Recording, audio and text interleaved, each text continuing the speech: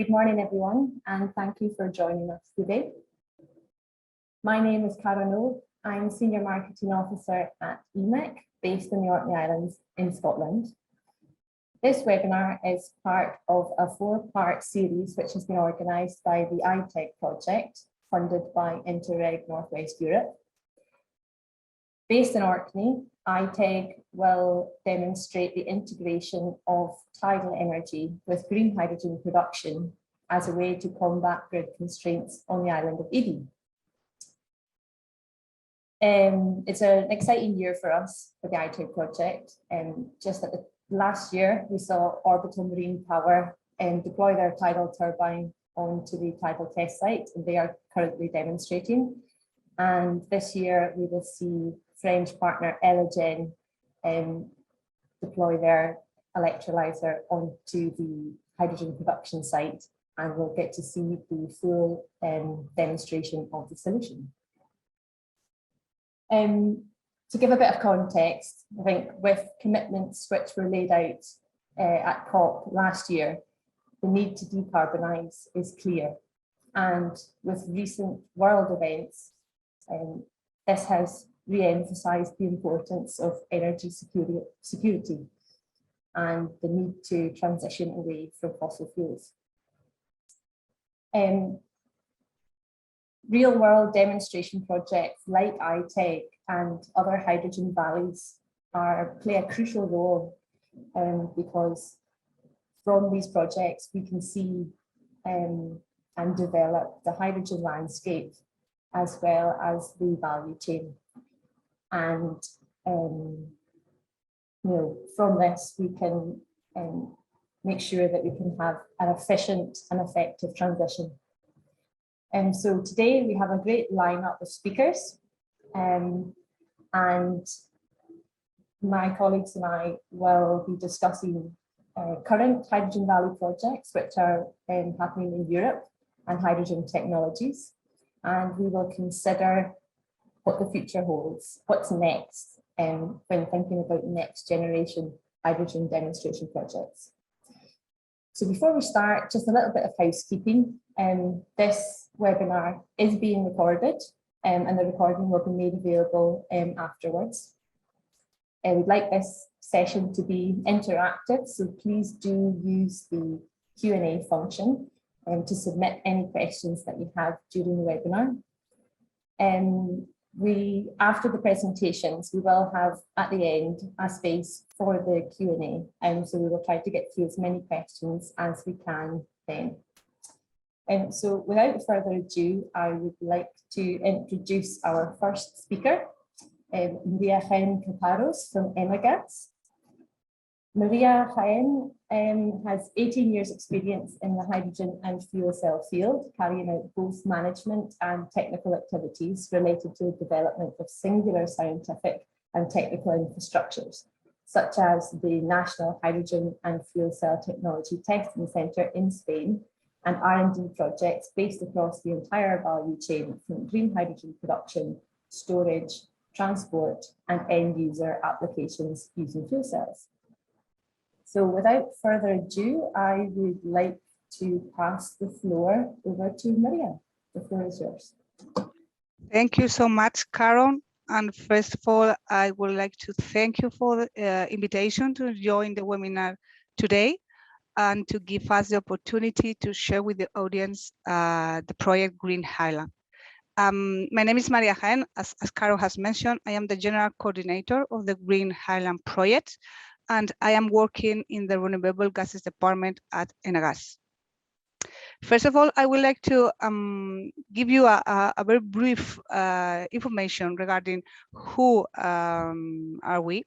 Enagás is a midstream company with 15 years of experience. We are the company that operates and maintains the natural gas infrastructures in Spain. We are a leader in the energy infrastructures. We are an independent TSO accredited by the European Union, and we are also the technical manager of the Spanish gas system, and we have a very strong commitment with the decarbonization.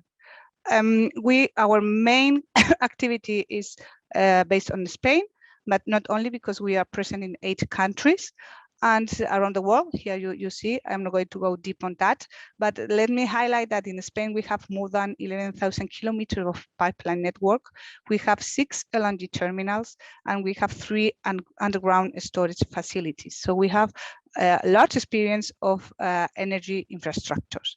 So why we are interested in renewable gases?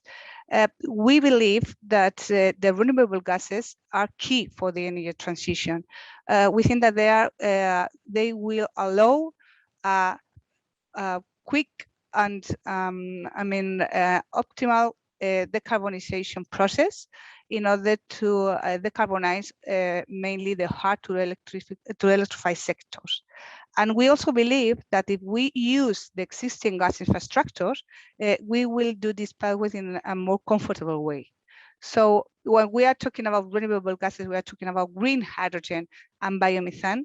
But today I would like to highlight about green hydrogen.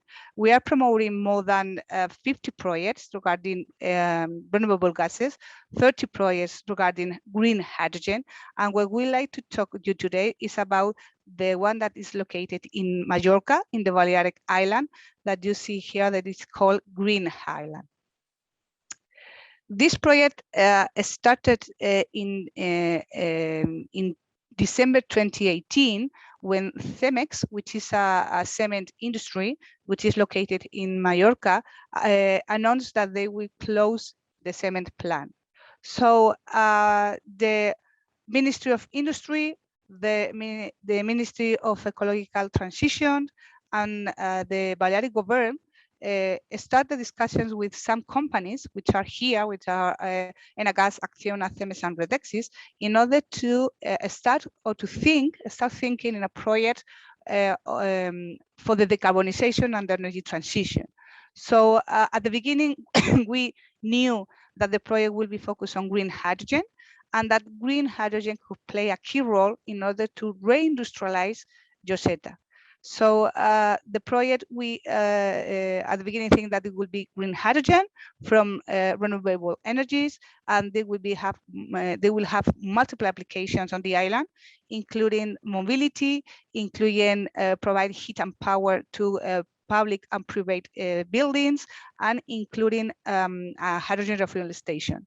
So we think also that the project, it would be great if the project will include another application, which is more focused on the green hydrogen injection into the natural gas grid through a guarantee of origin system.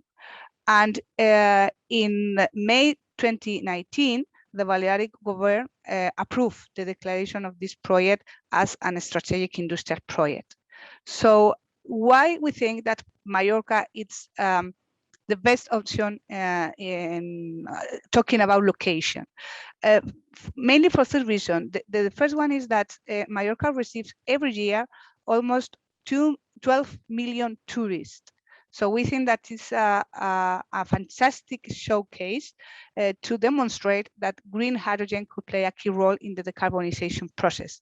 And then these tourists could return to their countries and tell other people that they really are part of the hydrogen ecosystem, and they are involved in the decarbonization process in Mallorca. The second reason is because Mallorca has a very strong commitment with the decarbonization and the energy transition, but the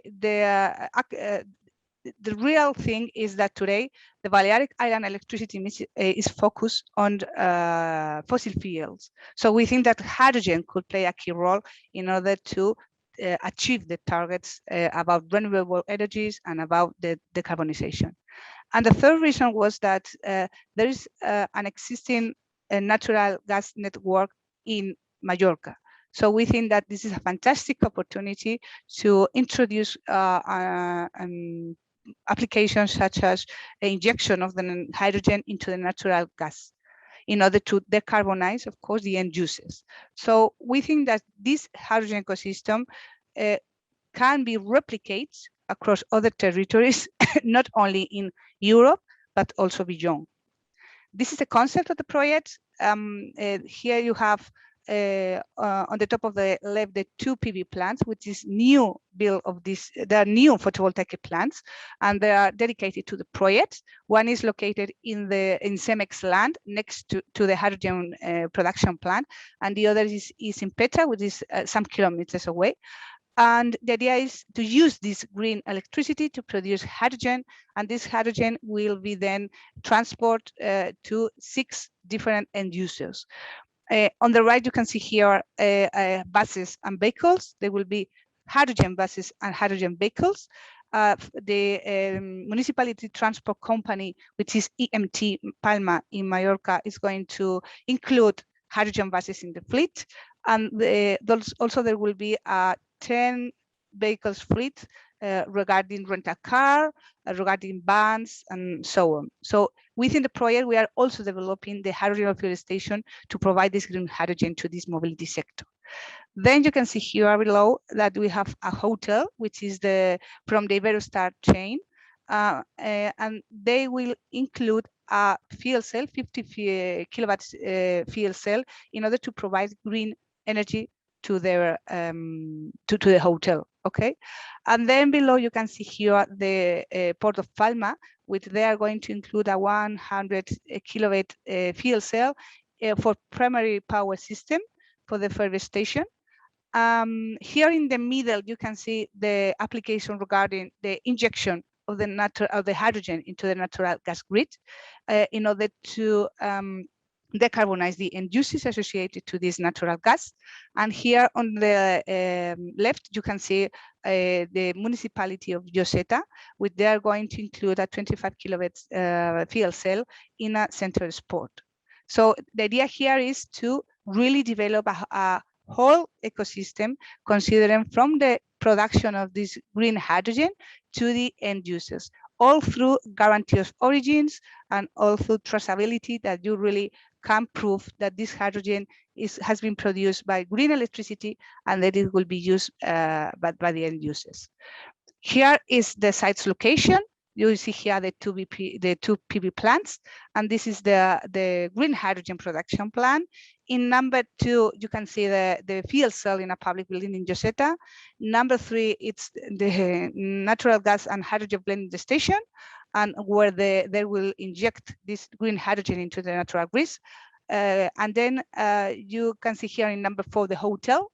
Number 5, the EMT Palma, where we are going also to locate there the hydrogen refueling station. And then in number 6, you can see the maritime station in Palma Port and the hydrogen pipeline that will be able to inject this hydrogen into the natural gas grid. In the project, we highlight that for us it's very important how we can replicate this project to other European island territories. So we have 7 of the 30 partners that we are participating in the project are focused on how they will replicate this ecosystem in their own territories. And of course, we have observers that they are very interested also in learn how they can do it. So let me highlight some key figures. The idea is that we would like to develop a sustainable large-scale island-based hydrogen hub. We are not proving the concept. We are sure that the concept is more than proven. This is not the question. The question is how we can develop a hydrogen ecosystem that will be suitable, sustainable, during the time. So this is the main goal for us. We have this 15 megawatts from PV energy in order to produce 330 tons per year of hydrogen. This is the first phase of the project, and the aim is to produce 1,000 tons by the end of the project. In that moment, we will be able to avoid more than 21,000 tons per year. And with this project, we are generating and we are creating a new direct and indirect employment ecosystem associated to hydrogen. This is the part of the infrastructures, but we are also developing 2 more pillars in the project that I would like to highlight. The first one is that we are going to develop a long-term roadmap where hydrogen could play a key role. The idea is to incorporate hydrogen in the transition plan, in the energy transition plan on the Balearic Island, because we think that really hydrogen will help to do that. And to achieve the targets regarding decarbonization. Then the scalability and replication that I have highlighted before.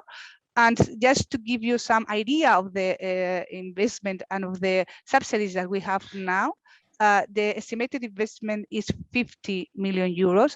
And now we have two subsidies. One is 10 million euros from the Clean Hydrogen Joint Undertaking. The project is funded by them.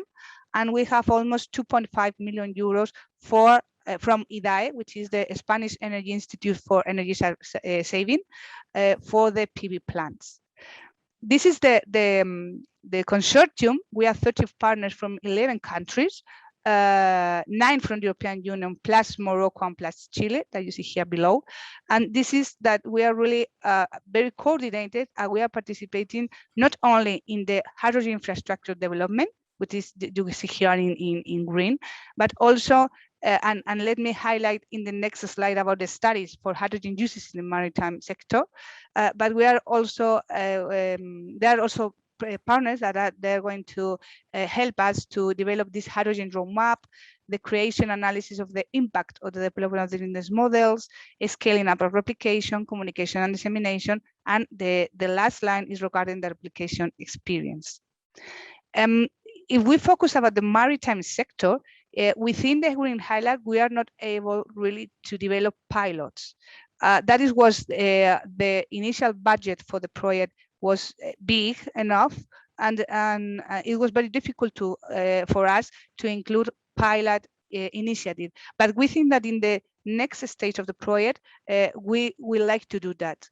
In the first part of the project, we have included 3 studies regarding this maritime sector that will be developed by these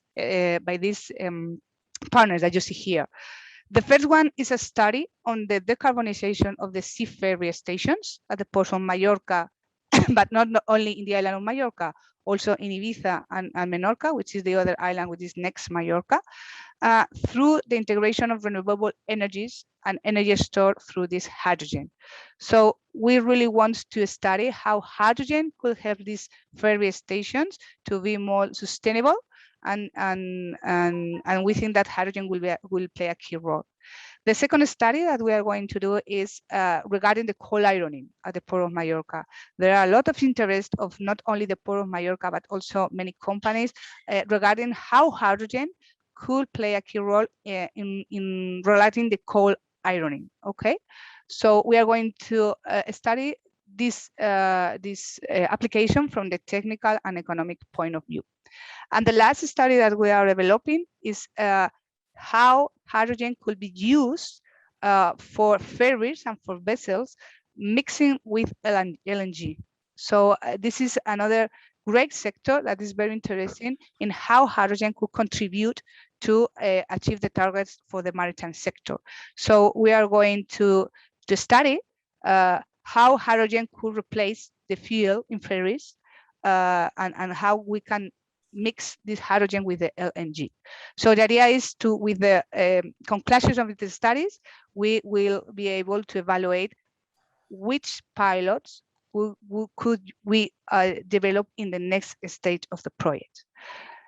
This is my last slide. Is just to remember that in this kind of project, it's key that the support of the European, national, regional, and local level. I mean, it's not only depending on who developed the infrastructure, but it's also developing of that you really need the support of all the public administrations, and we have it. So we are very proud of that.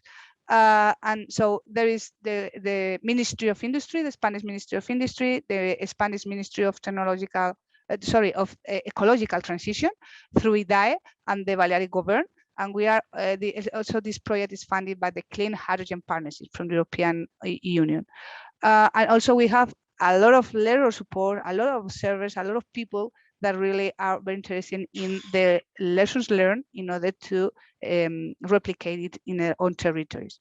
So thank you so much for your attention, and I invite you to follow us and to join the LinkedIn group that we have created around this Green Hysland project, and to visit us in the website. And of course, I will be more than happy to answer the questions that probably the audience could have. So thank you so much for the opportunity to share with you this Green Hysland project.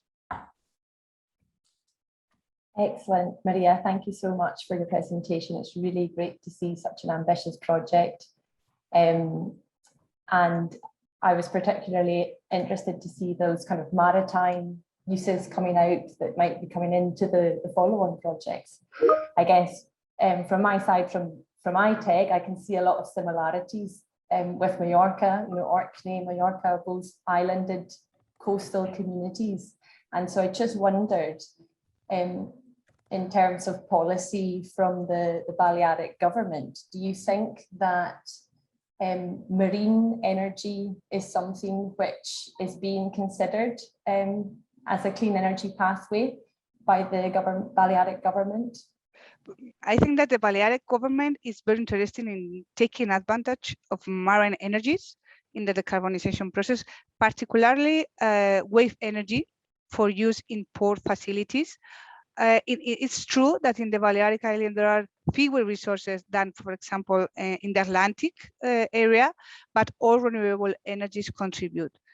We think that the technology is in an embryonic state, in a previous state, and there are calls for tenders to finance the pilots. Sorry, the Balearic government wants to launch calls for that, and for example, companies from Israel have shown great interest in developing these technologies in the Balearic Island.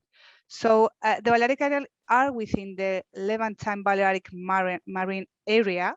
So and there is a directive for something like maritime space management plan that they have included some regions of the Balearic Island in order to prove and to improve how marine energies could help to them to achieve the targets. So really they are working on that, and I think that it would be very interesting for them to include these marine applications, and they are going to publish by the end of this year their energy transition plan, and I think that these marine energies will be included in the plan. Excellent. Well, we'll look forward to seeing that energy plan when that comes out in due course. Thank you very much, Maria. You're welcome. So we will move on to our next speaker for today's webinar, which is Patrick Nubbin. Patrick has been active in the domain for over 17 years and is focused on the realization of large-scale investments in the field of bioenergy and gas enhancing, as well as the production and use of energy carriers such as green gas, bio-LNG and hydrogen. Patrick is the architect of Heaven, a game-changing cross-sectoral EU and nationally funded green hydrogen value chain programme through which the North Netherlands has become the first hydrogen valley in Europe. So Patrick, I will give the floor over to you. Thank you, Karen. Can you hear me and can you see my presentation? Yes, all looking good from here. Okay, great. Well, thank you for having me over and giving you some insights into, let's say, what we call the ITEG principle. But also, first, congratulations to Maria for an excellent explanation on how this other game-changing project, Green Hysland, is functioning, is working, and well, I'd say on a personal level, how Maria acts in that. Excellent. You need, let's say, steering people to get it done. This is not an easy project. It's not rocket science, but it's complex. So hat off for that, Maria. Great job. Okay, let me start with ourselves. My name is Patrick Nubbin. I work for the New Energy Coalition. I'm responsible for the hydrogen activities and also some other things like LNG. So I'm very interested in the mixing of LNG, of hydrogen into energy, which have been done in rocket science actually.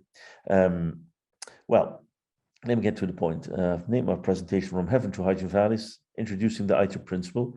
We'll elucidate and further explain that later on.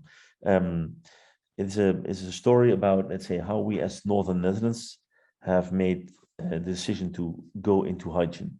What were the boundary conditions? What's the starting point? But also what's the perspective on the short term and the longer term, but also what's the perspective from a regional point of view to a national and an international point of view. And all the things in the title will come along. Okay, let me see how to get to the next slide.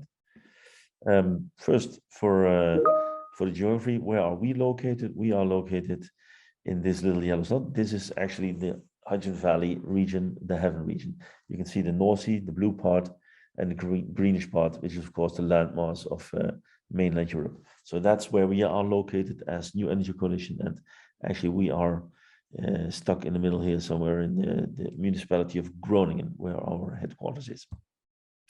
What are we going to do? We will actually try to use the North Sea as a big energy park, harvesting energy and bringing the energy on shore, and then trying to, let's say, contribute to the decarbonization ambitions of the EU and nationally and in the regions. But that's not an easy task. Here is a picture I borrowed from a colleague of Francini, which was also generated by the co-funding of the European Union. You can see, of course, the North Sea, a lot of windmills on it. Power comes on shore, will be put onto the high voltage grid, and also onshore solar and wind farms will contribute to that. But in our specific region here in the Netherlands, and I think that's more or less the same in every region in Europe, you can bring the power on shore, you can bring the power, but if the amount of power is ever increasing, as it is intended with North Sea offshore power, you will create a problem, because you cannot build power lines, overhead power lines, as fast as the power comes on shore. And that's mainly due to permits and all kinds of, let's say, speed limiting legislation. So we made a plan. So what are we going to do? We are going to can the hydrogen, the electricity. We are going to store it. We are going to transform the electrons into hydrogen, which is a molecule which is tangible. You can manipulate it far more easier than electricity. And specific our region is very interesting for that, because we are on top of the largest onshore gas field in mainland Europe. So we mastered the art of taming the methane molecule, and we are convinced that that will give us the edge to also tame the hydrogen molecule, which is a little difficult to transport. Bugger doesn't transport very well. Once we have done that and we've stored it in the underground, as you can see here, it can be actually used in all applications where actually natural gas is used now. So industry, in mobility. Finder heeft daarvoor geen Siri-ondersteuning. And in the housing sector, you can mix it into natural gas as well. So this is the narrative we want to explain. And how are we going to do that? We are going to make a step from a natural gas economy to a hydrogen economy. And that will be done via the model Hydrogen Valleys, which is a kind of an interface model between the very large uptake of hydrogen in society, but it starts small. So we are at the moment somewhere here, actually somewhat more to the right in this Hydrogen Valley domain, and we want to go there. We want to go to deep penetration of hydrogen in society. And Hydrogen Valley model helps us tremendously to get there. It's a model which brings together functionalities. It's connecting projects where beforehand all the projects in Europe were isolated and working in splendid isolation. We managed to bring them together in our region. I think the same has been done at Green Hysland on Mallorca, and the same has been done with a big hit project in a somewhat smaller geographical domain, but still the principle is the same. You have to connect the projects, make it more feasible. Okay, this is generally the picture I showed to my friends from Rotterdam, because they have still a little fossil harbor over there. But I think we can, well, not outperform, but we can help them. this is an animation. I will not show it. It will be provided to you via an email. You can see that we are in the region are going to harvest the green power, convert it into hydrogen, and apply it in industry, mobility, in storage, of course, in infrastructure, and in the heat, in the, let's say, the residential and industrial heat and power sector. So this is actually more or less a 3-minute video describing what it is we are doing. And I want to emphasize, we cannot do that without the help of Europe, the European Union, the EU, and the Fuel Cell Hydrogen Journal, the TECO, which is now being renamed into the Clean Hydrogen Partnership. I haven't updated that yet, but that will come in the next version. Here you can see a picture of the project, which is frightening, but intended to. But if you take your time to look into it, it's actually quite straightforward. We have 4 boxes: cluster 1, cluster 2, cluster 3, and cluster 4. That makes it more, let's say, easier to explain. This is the Eemshaven Delft-Ziel region. We are going to do some studies on a large scale electrolyzer, 100 megawatt plus. But we're also going to upgrade the chemical park already there, where there is a chloroalkaline electrolyzer, which is being fed with green power, which produces green hydrogen certified. It's been recently, well, I think a year ago, certified by certified that it is green, that it works, that it complies with all the rules. This hydrogen will be enlarged with 2 big electrolyzers, Joules 1 and Joules 2, and they will provide green hydrogen to a methanol factory producing e-methanol, more or less, then, and a kerosene plant, a refinery, which will produce e-kerosene for aviation purposes. There will be some other things done as well. We will have a trailer fill, a fill for providing green hydrogen to inland waterships. And there is actually one which will be, the keel will be laid on the 30th of March, and that ship will run will sail twice a week from Delft-Ziel in the upper northeastern part of the Netherlands to Rotterdam, transporting salt, using hydrogen as the fuel for the propulsion. And it is a business case, and we are very proud that this is going to happen, because it demonstrates that we can also provide this fuel and use this fuel in this hard to abate sector, especially inland water transport is very hard, because, you know, they're all individual companies. They're not mostly they're not conglomerates, so it's a very hard task for the individuals to finance it, but it works. Cluster 2 is the underground storage. We will have a very large salt cavern complex where there is storage for natural gas already, and it will be made ready to also store green hydrogen, and thereby fulfilling this function of a lung, where you can produce hydrogen, you can store it, and you can provide green hydrogen into this red line, which is the backbone, which will connect in the end our region with let's say other regions in the Netherlands, the other 4 industry complexes, so Amsterdam, Rotterdam, Zeeland, and Camelot, and it will also connect us to Germany and North Germany, Hamburg region, and North Rhine-Westphalia as the industrial heartland of Germany. So this little plant, green, which we name Heaven, is actually maturing and functioning as a magnet, getting more hydrogen investments into the region, which is a very interesting observation in itself. Then the hydrogen will be used in the residential sector, will be used as a backup facility, actually a permanent power facility for data centers. We are going to test that, but specifically this housing sector is very interesting, because we have made some calculation with a very well-known and highly respected advisory, and we can certainly see that our assumptions are correct. It is very much competitive to natural gas to use hydrogen in your homes. In Roggeveen, we will have 100 new built homes directly on 100% hydrogen, and 400 and later 1,200 homes which will be retrofitted from natural gas to hydrogen. So that's all in this project. We have this specific region in the southeastern part of our region where there was a sour gas cleaning facility. The gas fields are empty. We have kept the underground infrastructures intact. everything on top of the soil has been deconstructed, demolished, and removed, and there will be a very large electrolyzer system being operated there of about 4, eventually 10, and probably that was one of the reasons I was somewhat later. Will we probably go ramp up far above the 10 megawatts.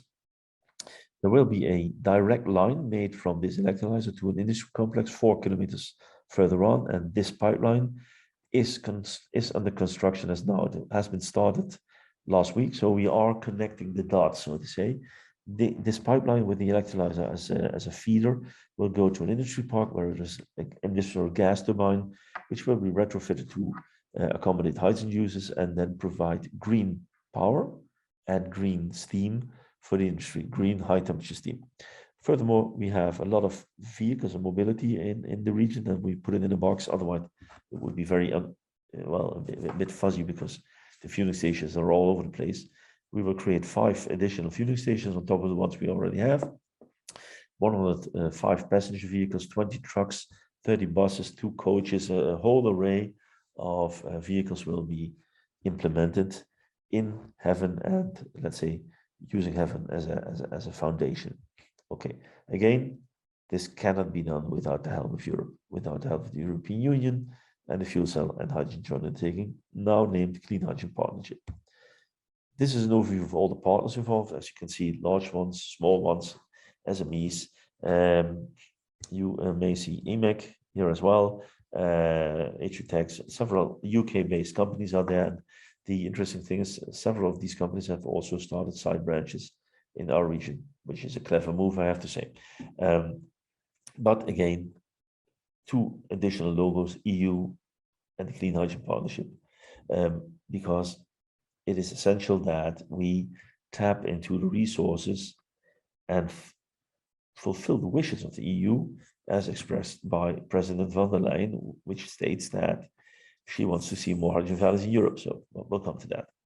This is a picture of our king who visited our region, our large conference last year in October, where you can see here the director of the FCSU, Bob Beekback, and Rosalinde van der Vlies, one of the directors of the DG Research.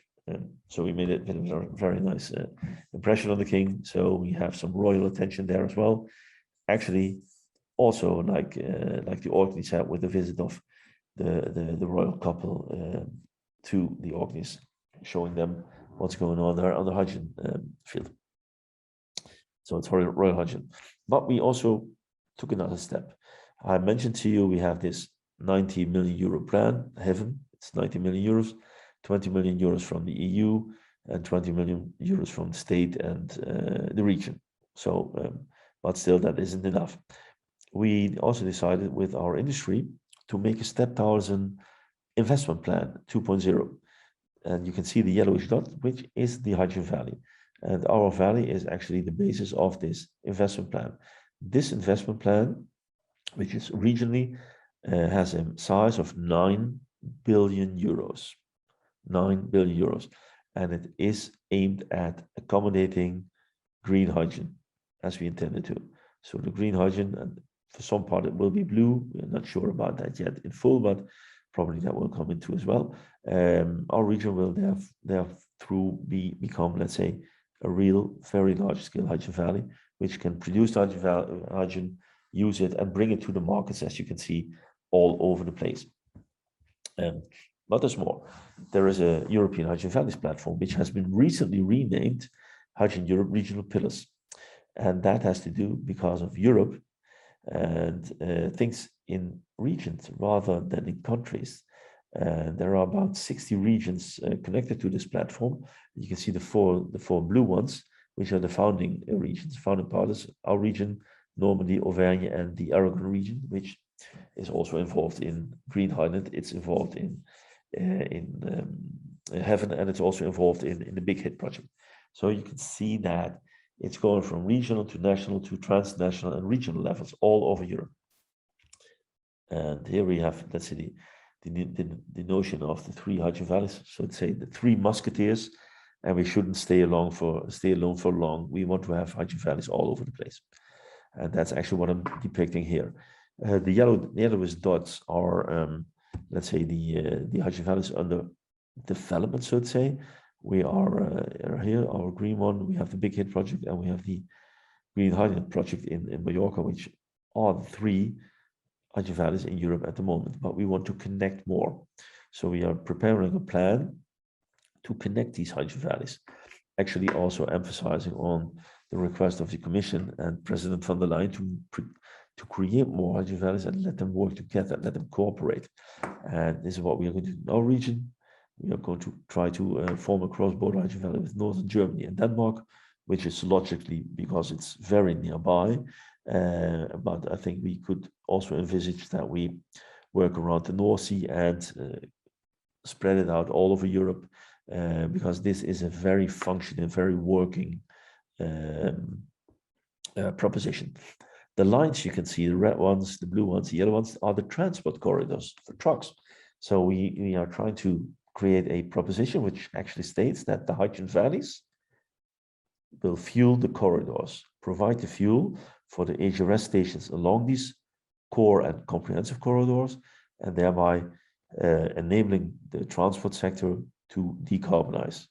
Some steps to be taken there yet, but you can see we are certainly not alone, and I think the hydrogen valleys is a very, very good idea and needs to be accelerated.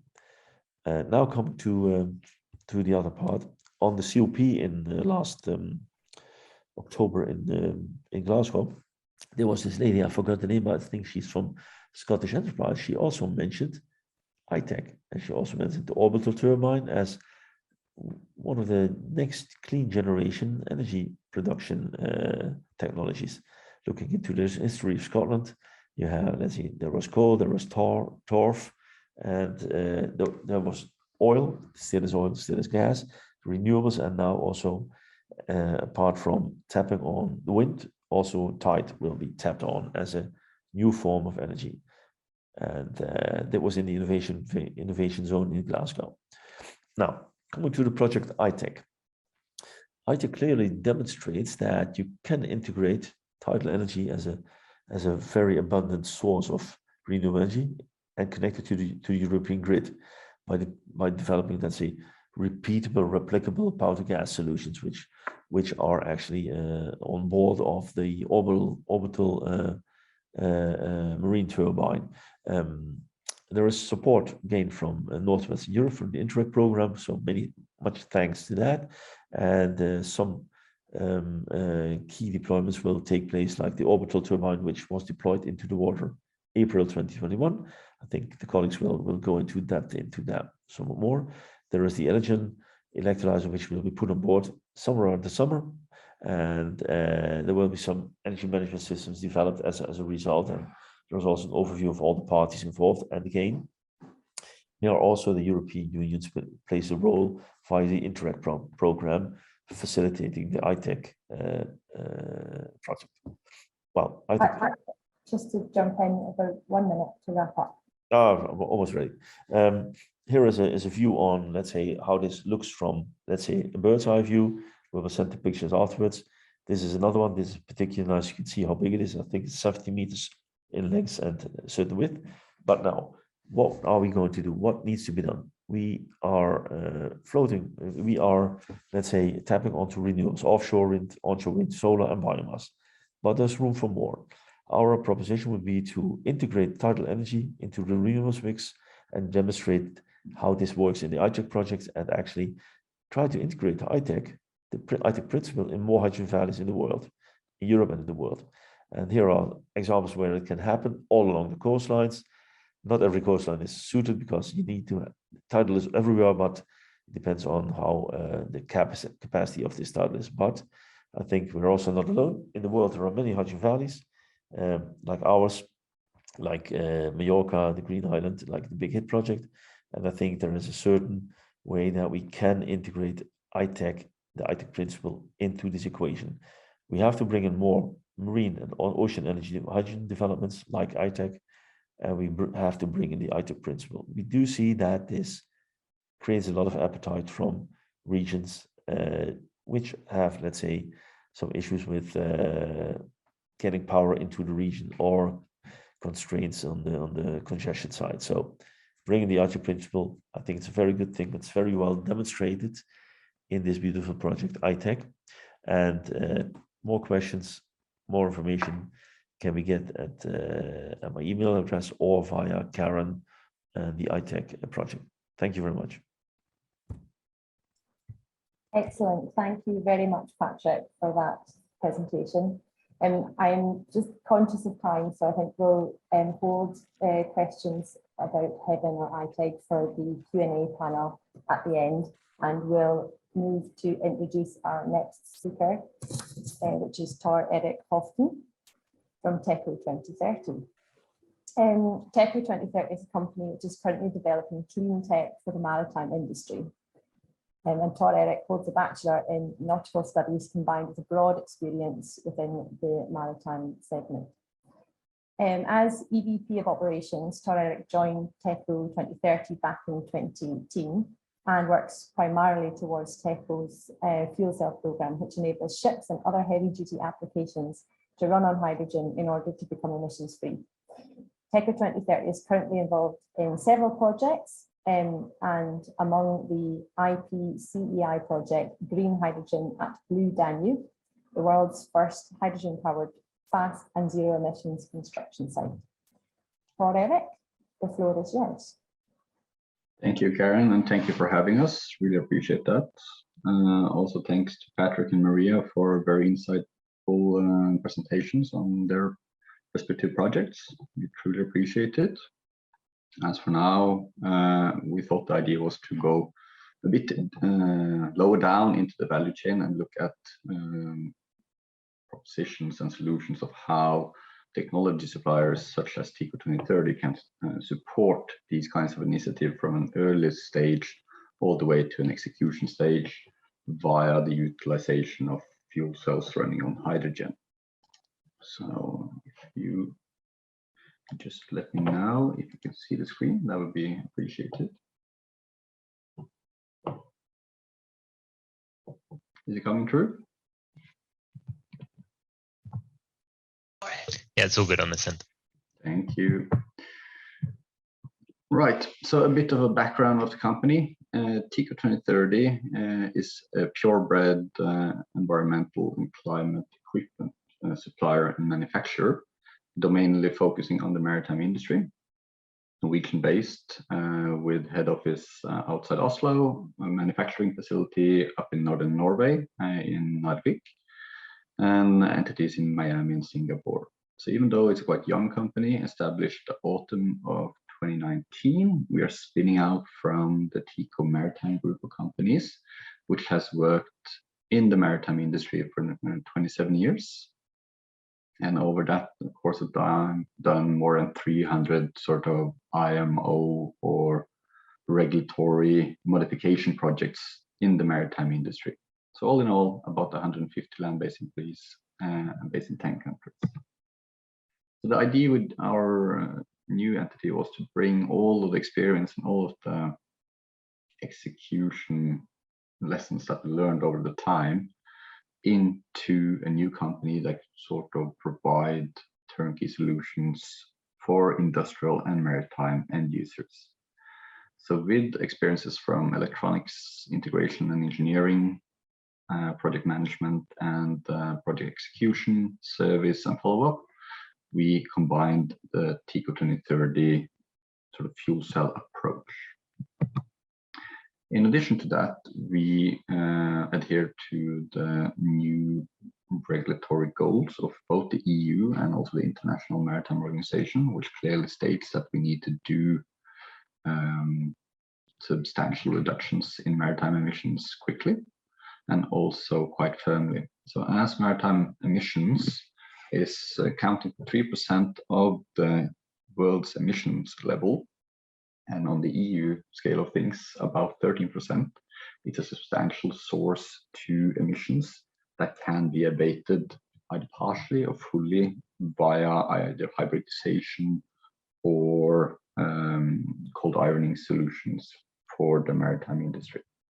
In addition to that, we see it, as Patrick mentioned earlier, business cases arriving as we see shipping being proposed to be implemented into the emission trading scheme in the EU. We also see proposals of emission ban in certain areas, and also goals of emission-free harbors in the near future.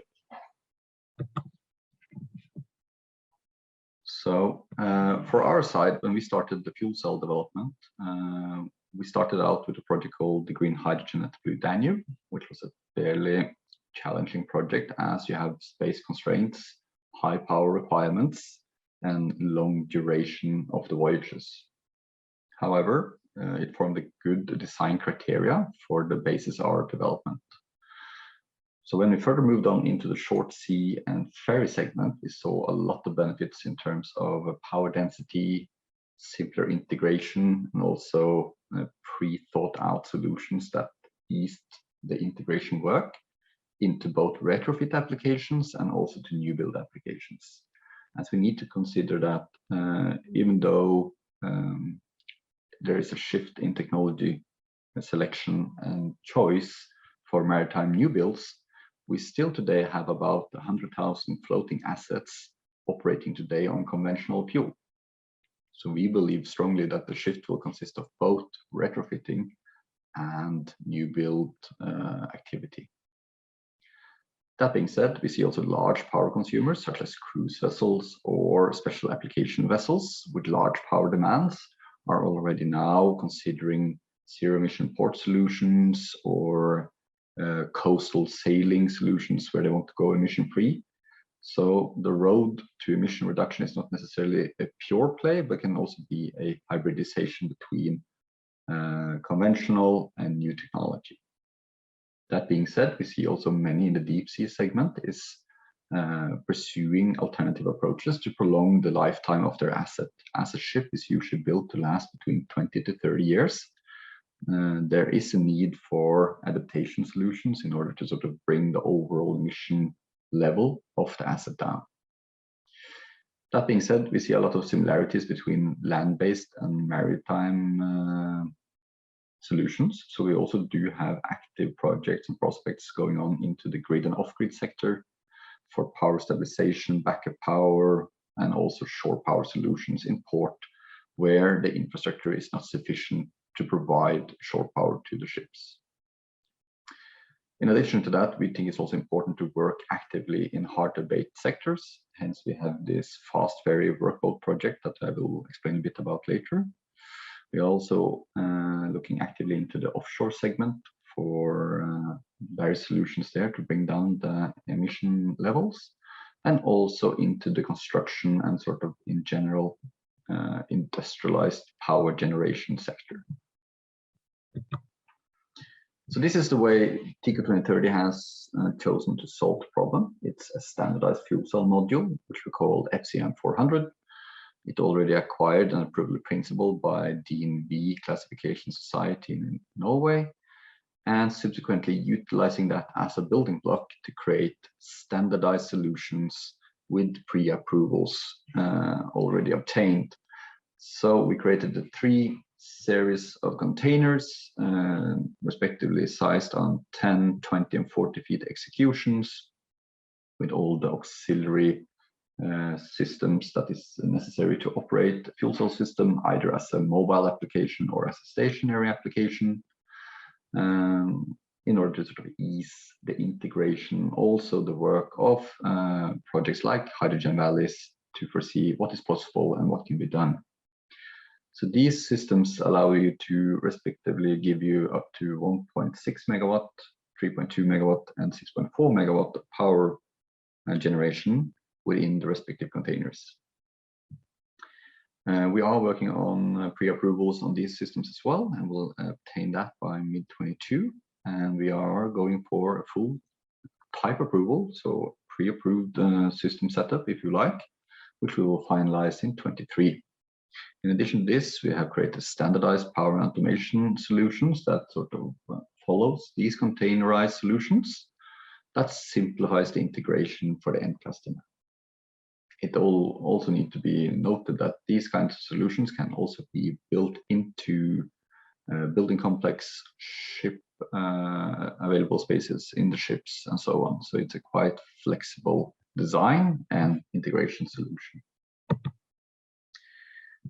When it comes to fuels, we are trying to be a source of information, even though our main target is to provide fuel cell system solutions. We also do actively share the information about the capabilities of what is possible and what can be done in the work of generating a total fuel cell system. So we are working actively with partners to provide proposals for compressed hydrogen solutions, liquid hydrogen solutions. LOHC is another alternative, and also sort of not too common technologies like metal hydride solutions, and of course methanol and ammonia solutions via pre-treatment systems. So as we learn through our experience in the industry, it's not one size fits all. It depends heavily on the application, what would make sense. But as a sub-supplier and as sort of a supporter to these projects, it's important for us to sort of lay out options and discuss the project thereafter. So the way we're doing this is that we are establishing one of Europe's first large-scale hydrogen fuel cell production facilities. This is located in Narvik, as I said initially. And in this facility of 15,000 square meters, we will house our serial production line for our systems and also an innovation center. So in the innovation center, we also foresee a close collaboration with a local university. We want to test and further develop our systems to provide the best of the best in the industry. In addition to that, we have a quite strong target in terms of production capacities. We are starting out in 23 with our first milestone of 400 megawatt annual capacity by 25, and further on to a long-term target of 1.6 gigawatt by 2030. This is expected to create over 500 new jobs locally. And for us, it's important also to mention the training facility that will be established here, which will be key to train and also learn and certify operators, both for maintenance work and also for daily operation of these systems. So as I told you guys initially, TECO2030 and its background originates from integration aspect and also project perspective. So when it comes to the core internals and the core technology of the fuel cell system, we partnered up with AVL in Austria, which is one of the world's leading development companies for power train system development and simulation. And together with these guys, we are then creating the next generation fuel cell systems for the marine and heavy duty industry. These guys have more than 70 years of experience and have developed in the past more than 1,500 engines for various OEMs. And we are utilizing their rigid and proven development concepts to bring our technology from concept to an industrial level. Just to tell you a bit about the background, they've done 20 years of fuel cell systems, vast experience in the field, 4 times more patents than the competition combined, and they have completed more than 300 projects. So we do really feel that when we work together with these guys with our requirements from the marine, which is a quite strict requirement setup when it comes to integration, safety, and operation, and we see a lot of benefits then working together with an industrial player like AVL. Bit about the projects that we are involved in. So it was mentioned by Patrick initially, the Green Hysland by the DANUBE. It's a project that we are very proud to be a named partner of by Austrian Verbund. So our part of the supply here would be the power systems for these tug boats that will transport the hydrogen from Romania and all the way up to Hungary, Austria, Germany, and all the way up to the Netherlands. So for us, this project means somewhere between 40 to 60 push tugs and 120 barges that could represent something in the range of 200 megawatts of fuel cell supply. In addition to that, we are supporting all the partners in the project to identify and also support the development of the hydrogen infrastructure that will be needed along the river to support these vessels when they operate their trade. As initially said, we are also working. 1 minute to wrap up, Eric. Just 1 minute to wrap up. Okay, thank you. So when it comes to hard-to-abate sectors, we have also worked very heavily in the fast working boat segment, or the CTV segment, where we are working together with the Port of Narvik to create a high-speed vessel slash passenger vessel that will sort of replace an existing diesel-driven vessel. So we're taking the requirements from the diesel vessel and put it on top of the hydrogen-driven vessel to sort of change it piece for piece.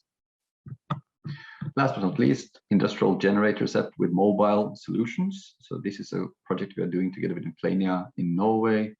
And this is to replace diesel gen sets on construction sites, initially creating a possibility for emission-free construction sites, both with the fixed location, also for moving locations. So we're very proud of this. This is a project supported by the Norwegian entity Enova, and we'll have a delivery in 2023. So Karen, that's all. Thank you. Great. Thank you, Tor-Erik. It's great to see the breadth of applications for your technology, and really important to see that flexible fueling approach. I just wanted to get your thoughts, I guess, in terms of hydrogen fuel cell powered ships compared with ammonia or methanol as a fuel. How do you see that playing out? Do you think, is there a first mover, or is there room for everyone? Yes, absolutely. No, it's very interesting. I think it depends a lot on the application. What is the voyage length? Where will they go? What kind of power requirements do they have? Second of all, I think it also depends a lot about how much they are operating in port versus how they are operating at sea. And thirdly, I think it depends also strongly on the availability of the fuel that they will have in the region they wish to operate.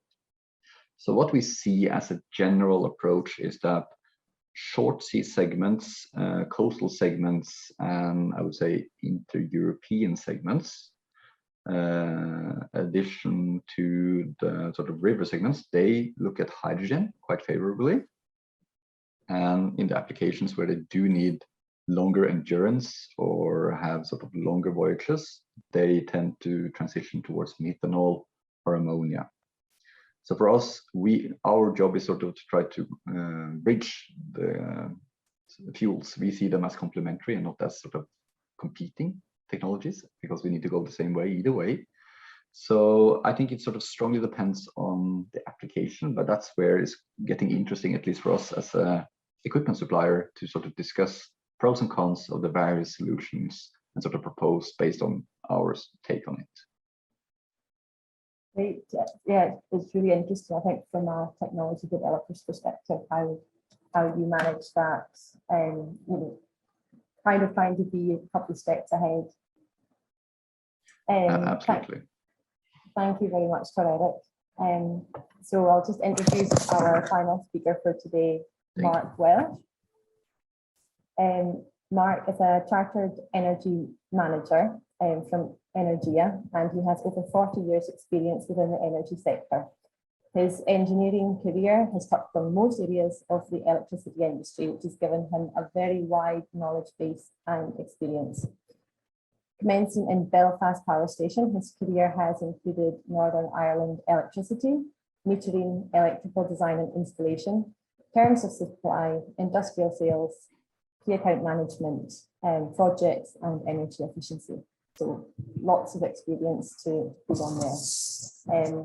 And I will just pass the floor over to Mark to talk about Gen Fund. Thank you so much. I hope you can hear me. Just call out if anything goes wrong. I'm absolutely delighted be here, and thank you for all the presentations that we have seen so far. They've been really interesting. From my point of view, I'm here representing Hydrogen Ireland today, but we'll also be looking at the GenCon project, which I worked on and was a project lead on the wind to hydrogen section of the project. We'll be also asking a few questions that we ask ourselves, and through the project, we had to develop a community of a hydrogen community, and we developed a Hydrogen Ireland, and we have over 250 members on that, and it ranges from government to industry, right through to consultants, academia, and working together. We've had to ask ourselves a number of questions on what is the way forward. How do we fill these the hydrogen valleys? How do we create more generation? How do we create more consumption?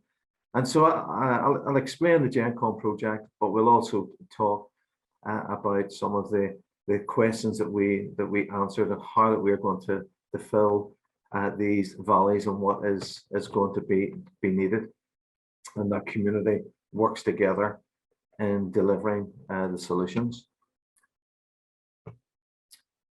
Yeah. Excuse me, just.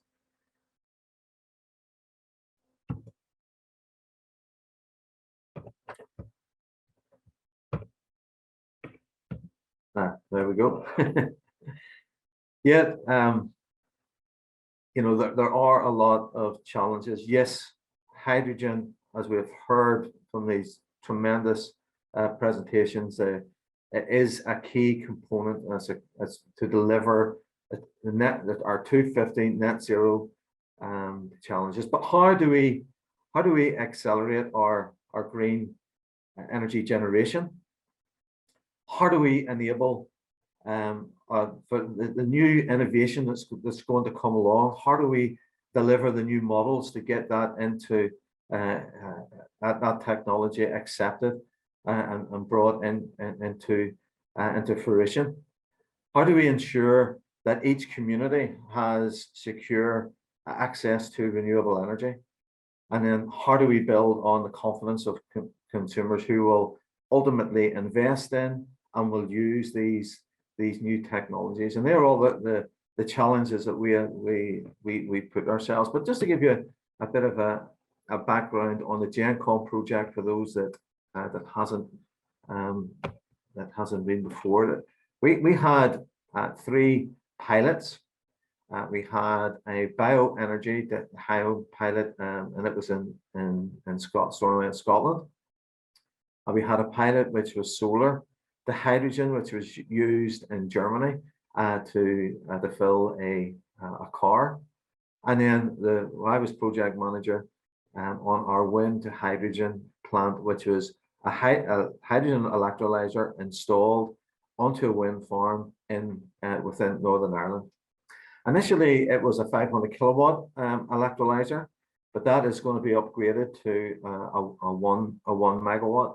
And the challenge was getting all the planning and getting all the consents that was necessary to have it installed. But one major challenge, of course, was what are we going to do with the hydrogen? And in Northern Ireland, we worked with our local transport company, our local public transport company, and they agreed, and we worked with them to implement 3 double-decker buses plus a hydrogen refueling station within Belfast. And this proved to be really successful. Yes, there were challenges in getting it installed, but it's very successful. And our transport company, which is called TransLink, have actually bought a further 20 hydrogen buses. So our model has actually worked, because we made sure that we just involved all the community. We made sure that we looked at everything that was missing within that value chain, and we looked to fill that valley. As part of the project on Caen, we had two key areas, which was our technical model and our financial decision-making model that you'll see in the center of the slide. All the models fed into these so that we were able to look at a technical solution. So if someone in the community would come on and they had, say, for example, they had a 10 kilowatt wind turbine, our technical model would show them how much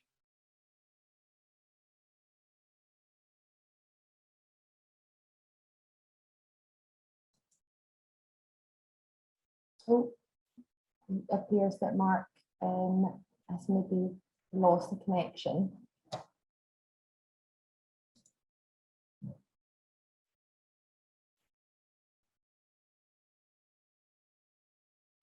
We'll see if he comes back.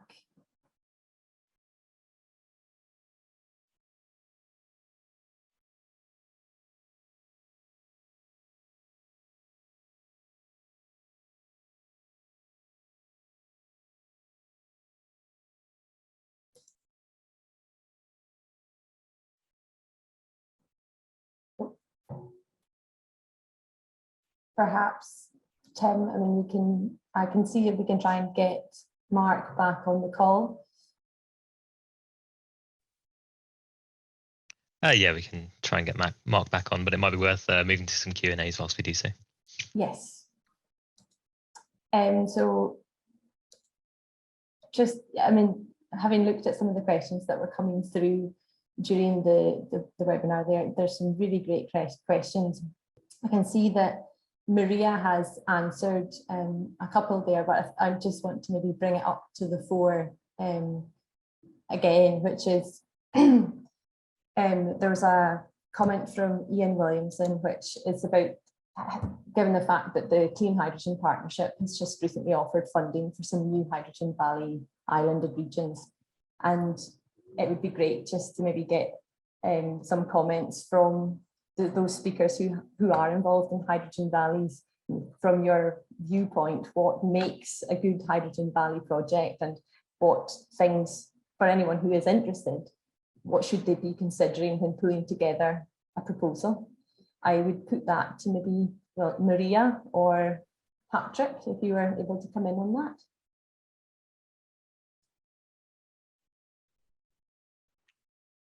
Thank you, Karen.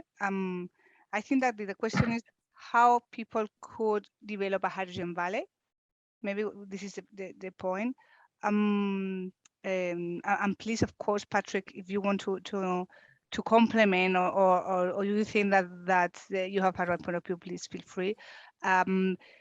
There's many topics that we have to take in account, but I think that if I can highlight a couple of that, the one is really you have to include in this hydrogen valley all the stakeholders, all the actors that really could add value to the hydrogen ecosystem. It's depending on the territory, it's depending on the circumstances. There is no one recipe to do that, because, for example, in our case, in the Green Hysland project, the idea started because in order to reindustrialize an activity that ends. So in some cases, it's because there is a very strong commitment of a partner, for example, from the point of view of industry. In other cases, it's because there are a strong commitment for the public administration. And in other cases, it's, for example, in the Green Hysland, because there is an opportunity to reindustrialize an activity, an economic activity that previously was focused on fossil fuels, and you have the opportunity to start with decarbonization projects, with energy transition, and with renewable energies. So really, do you have to analyze what is the core of the project, and then you have to be sure that you have included all the stakeholders. I am not talking only about who will produce the hydrogen and who will consume the hydrogen. I am also talking about the public administrations, about the European, national, regional, and local administrations, about how we can advance in terms of regulation, simplify the bureaucratic or the administrative process. You have to obtain permits to develop the different infrastructure. So if the administration is included in the project, it's easier that they will understand that you can't wait 1 year, 2 years in order to obtain some permits. So there is a lot of questions that are not only how we can develop the hydrogen infrastructure, that you have to have on board all the stakeholders or the people that really can help you to advance in the project and to deploy the hydrogen ecosystem. So for me, this is one point. And the other that I think is very, very useful, such as Patrick mentioned before, there are some experience that are already are ongoing or are already operating in hydrogen valleys. There is Big Heat, there is Havre, there is Green Hysland, and there is a lot of experience. So I think that another key point is how you can connect them, how you can collaborate between these ecosystems, because it's very useful, the lessons learned. I mean, we started in January 2021, and we will finish in 2025. But Big Heat, for example, have a lot years of experience. Havre started before us. So we are in a very close contact with Patrick in Havre, with our own Hydrogen Foundation in Big Heat, and with the Hydrogen Territory platforms, and with many initiatives that really they have experience in developing hydrogen ecosystem. So use this. I mean, we have a network, and we usually talk each other for many topics. As I mentioned before, regulation, administration topics, so on. So I think that this some topics that this is not only focused on how we can develop the hydrogen infrastructure, but also it will be useful in order to develop. So for me, it's the two main key points that I would like to highlight. Yeah, and I couldn't agree more with the lessons learned. It's that sharing those lessons with all these projects happening, true progress will only happen if those lessons are shared between different projects rather than them, progressing in isolation. Totally agree. Patrick, do you have anything to add there? You're on mute. Sorry. Well, yeah, a lot of things have been said, and I do agree with Maria. There is a lot of experience, and we need to bring that to, let's say, the people who are the parties who ask the questions. But do not hesitate to reach out to us, because there is experience, and together, we have this hydrogen transition platform, Big Hit, Havre, and Green Hysland, where we can accumulate the experiences. And I think that would be a very valuable, so to say, treasure trove, not to make the errors we make, because we make mistakes. That's logical. It's innovation, If we wouldn't make wrong decisions, I would be very much more comfortable. but it's all in the game. So the experience is there. Reach out to us, ask a question, and if we can't answer it, I can call Maria or, let's say, Big Hit to, well, this is coming up. Do you have experience with that? And there are other projects as well. So do not become desperate, because it's not rocket science. It's just complex. Exactly. And they completely agree with you there, Patrick. I mean, to innovate is to start with an idea, and then, if you only learn through, making mistakes, essentially, that's innovation in a nutshell. So you have to uncover what those challenges are and share them to be able to progress and go further. Just to say, Mark's, I think he's having technical issues, so we'll just do our Q&A session now.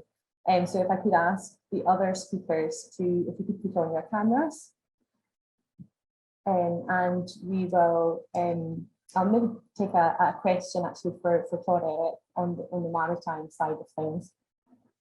We had a question just about, you mentioned their plans for the TECO plant, and we had a question from Nicholas Earl, which was that, did he understand correctly that you can fit 6.4 megawatts into 140-foot container? Is there a similar volume for balance of plant? Yeah, no, I actually answered him already, but I can do it live as well. So the idea behind the container concepts is that we utilize the standardized FCM 400 module, and the module will contain the fuel cell system, including the balance plant. So the containerized setup is sort of our way of giving the end client a simplified solution where they have all the auxiliary and safety related systems embedded in addition to the fuel cell system. So they have a clear understanding what is a space requirement for the power that they want to have in their application, and also sort of a clear understanding of what kind of space constraints that will account for. So the balance of plant is inside the container, is inside the modules. Okay, thank you very much for that. I guess another question, which we touched on earlier, Torek, about just your flexible fuel approach and how many different, ammonia, hydrogen, methanol, they all have a role depending on the suitability of the place, the port, the geography. But if we could focus in on hydrogen for a second, I wonder, in your view, what barriers do you see which still need to be overcome for wider deployment of hydrogen as a maritime fuel? It's quite interesting because, obviously Maria was speaking about the Green Hysland project, and obviously they're looking at the maritime applications of hydrogen maybe moving forward. So yeah, it would be interesting from your perspective. No, makes sense. So I think it was actually mentioned in the chat here, and that is the bunkering infrastructure. That is probably the one thing that will be one of the biggest challenges to solve technology-wise. I think that we have it quite well handled already. So I would say that the importance of creating either ferry projects, hydrogen valleys like you are doing, it's key in order for ship owners to build business cases around the availability of the fuel. That being said, we have done such a transition in the past with the LNG, as that was not a common fuel for the maritime industry previously, and now it is, I would say, readily available in the largest ports. So we do believe that the development will go the same way. When it comes to what type of hydrogen, if we're just going to focus on the hydrogen side, we are working 50-50, I would say, with liquefied and pressurized hydrogen. So basically, I would say that the liquefied hydrogen project is larger power consumers that do need that extra energy density for their fuel, while the compressed hydrogen applications are applications that don't have sort of either the high power requirements or the durability. So it sort of falls a bit back to what I said initially. Do depend on the case, but initially compressed and liquefied hydrogen, we are doing projects in both areas. Great, thank you very much. Also in your presentation, Eric, you mentioned obviously your involvement in Blue Danube, and we have a question here from Ian Williamson, which just, Blue Danube is an IPCEI project, and given that Europe are promoting these kinds of projects, how do speakers think Hydrogen Valley projects would fit into an IPCEI dominated future? And that's open the question to any speaker who'd like to take that. Really. Maria? Yeah. I think that this is not an easy question to answer, because the IPC instrument is now being set up. and there are still many issues on the table that are not yet known how it will be solved. There are different waves within the IPCIs. One more, more focus on technology deployment, another for use of the hydrogen in the industry, another wave for mobility, for example. So in our case, many of the projects that we are developing regarding the hydrogen valleys cover several uses at once. So this is not only focused on mobility. Some of them that are focused on mobility, but some of them they are really cover many uses, so multiple uses. So really, we are expecting and we will have to see how they fit with the IPCIs, because as I mentioned before, the IPCIs is organized by waves, and depending on the wave, they are more focused on the development of the technology, for example. So it's more focused for hydrogen production and big electrolyzers and how they can go with lower prices and so on. And others are more focused on mobility. So really the end users, I mean the municipal companies, or maybe a company with a lot of trucks or something like that, is the core of, or is the target of this wave. So it really depends. It depending on the project. If I would like to or if I think about Green Hysland, this is not really fixing in any IPCI, because we are covering, so the concept is completely different. We are covering multiple end users, but I know that we have another projects, for example, for use in industry, where the target are industry, not the hydrogen production. It's the end use of this hydrogen in the industry. So this is something that is really now being set up. I think that we have to stay informed and to participate in this IPCI instrument, and to be, to try to see how they fit. But I think that really depends on the nature of the hydrogen valley. If it is focused for one only, a single use of this hydrogen, or maybe the hydrogen valley includes several uses. So for us, it's tricky. We are not really sure about how we can fit with the IPC instruments. Thank you, Maria. So it's maybe a watching brief to see how things develop. I can see that Mark has managed to join us back in the call. So perhaps Mark, technology issues. Sincere apologies. It's okay. After trying it, and I couldn't get back on. I don't know what happened, so apologies about that. What we'll maybe do, I would like to include you in the Q&A discussion. So we'll obviously share your presentation afterwards, so that people have an opportunity to see that. But I wondered whether you would be able to maybe tell us a little bit about what you see as the key interventions needed to drive the adoption of hydrogen faster. Maybe particularly looking at your area of work within Ireland.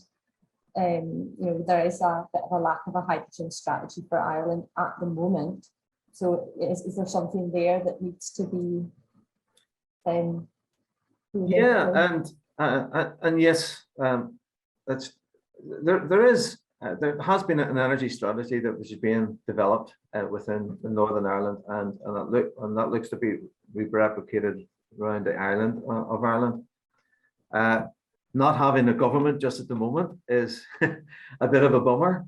So yes, that strategy does need to be developed. The civil service do need real direction from from government, from politicians.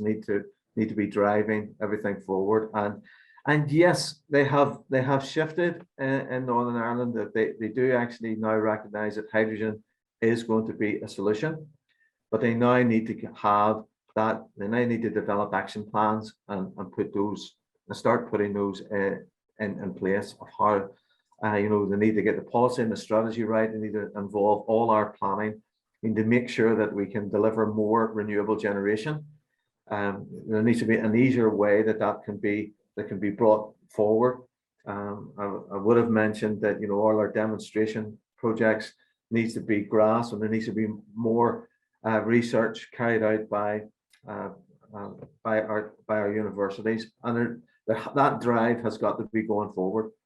But investors need to have confidence as well. So they need to know that, you know, if they're going to invest in a solution, that they do have a customer base. They will be able to sell and to use the hydrogen to be used. So the infrastructure has got to move along with that. And so it's taking all those areas, involving the stakeholders, involving the consumers, involving the community, ensuring that all these technologies and usage are going to be adopted. I probably didn't get mentioning, but in Belfast, our public transport company worked with us to deliver 3 projects on our initial GenCom pilot. Sorry, 3 double-decker buses within our initial GenCom pilot, and they were delighted with them, and they've purchased another 20. You know, so we need we need to keep that movement, that momentum going forward, and certainly a strategy and an action plan is needed right now. Excellent, Mark. Thank you for your insights there. I can see that we're just at 11:32, so we are running slightly over time. But what I would like to do is just thank all the speakers today for your insightful presentations, and also to our audience for listening and for your involvement and questions. For the questions that we didn't get round to answer, we will respond to them in slow time, and we will circulate any remaining answers to questions with the recording of the webinar. And just to pick up on one last point, there was a question in the chat from Bizad Bidani, which was about the consumer and social acceptance of hydrogen in projects. I think we agreed, you know, that is really key, is getting the consumer buy-in. And in fact, through the ITEG project, we've actually just launched a social acceptance study around tidal energy and hydrogen. And so I'll pop that in the chat. If anyone would like to participate in that survey, it would be really valuable to the ITEG project. And we'll share that in the notes after this webinar as well. So thank you very much, and stay tuned for future ITEG webinars. Our next one should take place in June, and I hope that you all have a great Friday. Thank you very much. Thank you so much. Bye-bye. Stay safe. Thank you. Bye. Stay safe. Bye.